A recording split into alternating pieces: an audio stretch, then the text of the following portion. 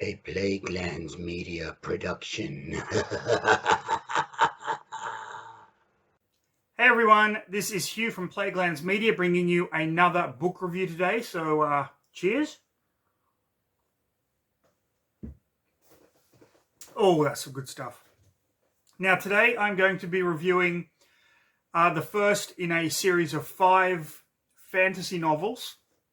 These are books that I read back in the day when they came out. Many years later, I read them again. So this is my third time actually reading this, and I'm talking about The Verdant Passage by Troy Denning, book 1 of the Prism Pentad set in the Dark Sun universe. Now, for those of you that are not familiar with Dark Sun was a world created for 2nd edition Dungeons and Dragons. This is a reprint of the box set that I purchased off Drive-Thru RPG. And Dark Sun was very, very different to anything that came before it. So a little bit of an explanation about the world here. The world of Dark Sun, it's set on this world called Athos. Athos is pretty much a desert. There are small pockets of jungle and forest and things like that, and some water and stuff, but it's primarily a desert because it has been ruled by the sorcerer kings that rule all the separate towns, and their magic basically comes from defiling the land. They suck the life out of plants to kind of power their magic spells.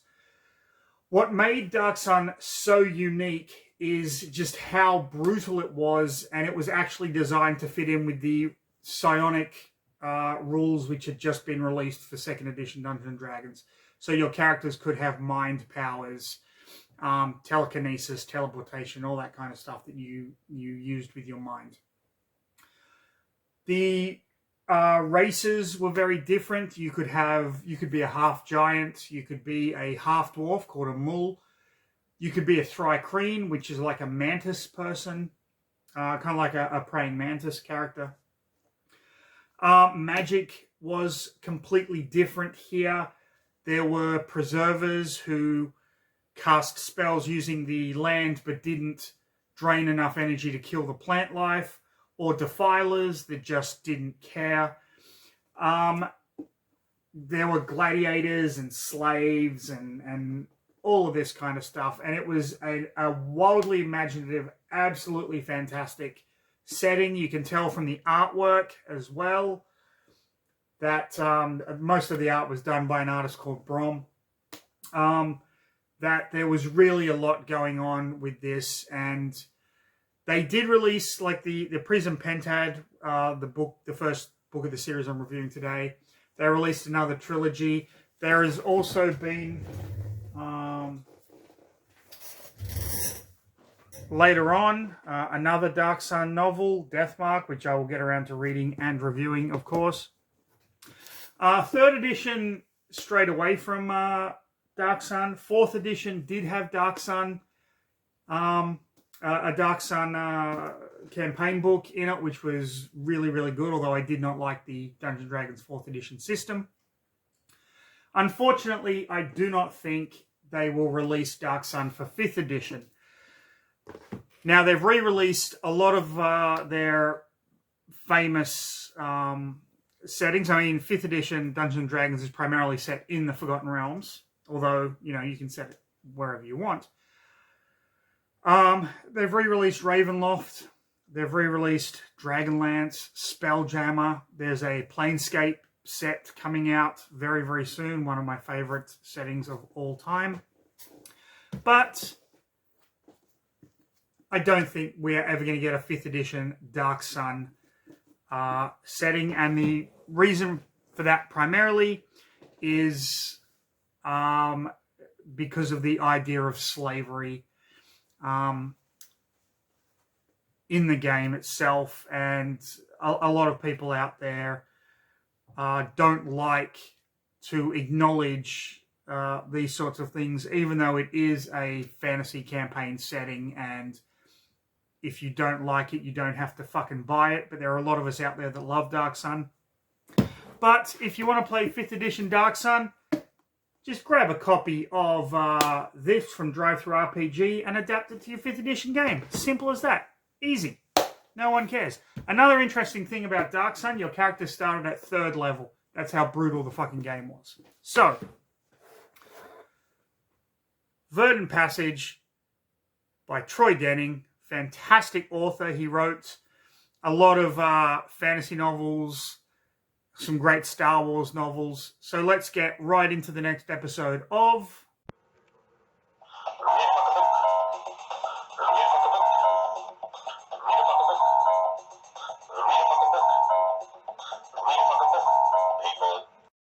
So reading this one, again, really brought me back.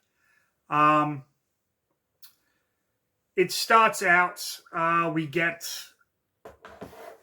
a great introduction to the main villain, the Sorcerer King Kalak, who rules the city of Tyr. He is in the process of building a ziggurat to commemorate this. They are going to hold this gladiatorial games. And one of his Templars being the kind of, I guess, bodyguard, warrior people that can use magic thanks to the Sorcerer King. Tithian has been announced as the head of this project, and he has less than 3 weeks to complete this pyramid. We then move to the gladiatorial pits where we meet our main characters. We meet Rikus and Neva. They are a gladiatorial pair. Neva is a human. Rikus is a mole who is a half-dwarf. We meet Sadira, who is one of Tithian's slaves. She is also, unbeknownst to us at this point, but will become clearer, a sorceress who is working with the rebels to bring down Kalak, who is somewhat of a tyrant. We meet as Naka, who is a halfling. She doesn't speak. In Dark Sun, the halflings are like these cannibal people that kind of live up in the mountains. And we meet another guy whose name I don't remember because he gets killed very early on in the story. So sorry for that. The guy who is kind of overseeing the gladiators pits Rikus against this creature called a Gage. It is one of the beasts that Kalak has kind of secured for the gladiatorial games. It has psionic ability, so it can get into your mind and kind of mess with you in that way. It's this shelled creature with tentacles and things. Really, really cool. Rikus almost dies fighting this thing. And in the process, he makes a connection with the Gage itself. Sadira, in trying to save Rikus, reveals that she is a sorceress, and she is put in this kind of pit in the ground as punishment so that they can work out what to do with her. And ultimately, she manages to escape and head back to the Veiled Alliance, which is the rebel faction, where she meets Tandeo, who is basically setting up the downfall of Kalak. And his plan is to have Rikus throw a spear at Kalak during the gladiatorial games. So Sadira has been getting close to Rikus, which has been pissing off Neva because there's kind of a love triangle thing happening. And Tandeo is basically angry that in her escape, Sadira, has killed one of the Templars, which is a huge kind of no-no there. At this point, Tithian comes to visit his friend Agus of Astocles, who is a nobleman. He's a senator. And Tithian basically is going to all of the noblemen and commandeering their slaves to go and build the ziggurat, which pisses off Agus to no end. Sadeera gets captured and put up for slave auction, while Rikus is recovering, and we get a little bit of information about that. She is ultimately, Tendeo tries to purchase her from the slave auction, but he is outbid by Agus, who ends up freeing her because Agus wants to meet with the Veiled Alliance, and he realizes that she's part of that. So he ends up giving her her freedom. Ultimately, kind of getting caught up in this whole rebellion thing. We discover that the Veiled Alliance has placed hidden amulets around the ziggurat, which are going to kind of stop whatever plan Kalak has. As Tithian kind of explores this, he discovers a secret passageway leading to this hidden chamber that's full of obsidian. Kalak kills the other Templars that are with Tithian at this point and tells Tithian exactly what he wants him to do during the games. I want you to close the gates so the spectators cannot leave. Okay, one moment. My tablet's going crazy. There we go. Agus, Sadeera, and Tendeo kind of get tracked down and go on the run. Tendeo ultimately gets killed, but lets Sadeera know that in order to get this spear, it's this special weapon called the Heartwood Spear, you have to go and visit Nock, who is the chieftain of these halflings. Sadeera and Agus manage to free Azneka, Rikus, and Neva. At this point, the other guy gets killed in the process. The Gaj wants Rikus to free him, but ends up trying to betray them. They go on a journey. They find the halflings thanks to Azneka, who is a halfling herself.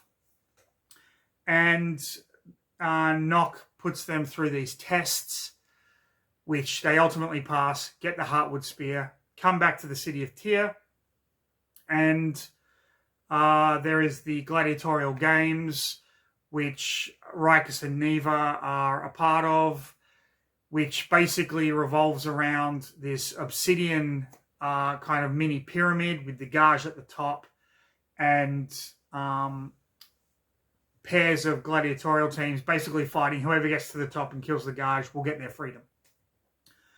In the process, Sadeera and Agus are trying to kind of set it up because they realize that Kalak is going to use both magic and psionics, known as the Way or the Way of the Unseen, to do whatever he is going to do.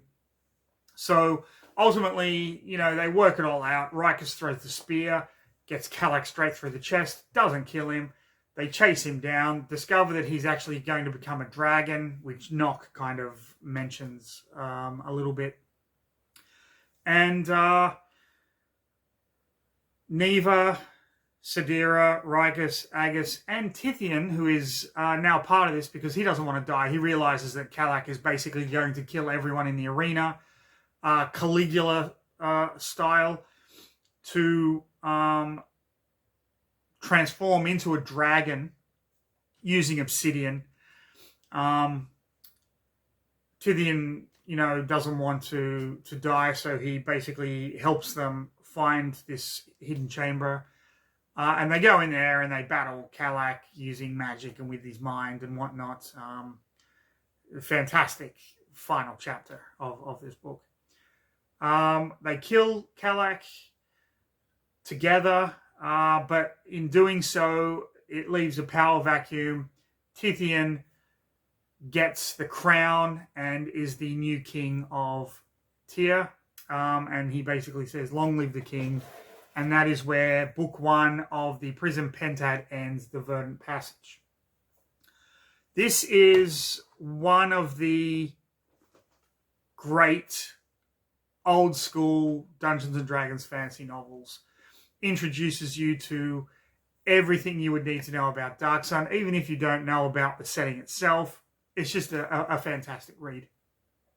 And I cannot recommend this enough. I'm looking forward to continuing this series after I do a few more of my other reviews.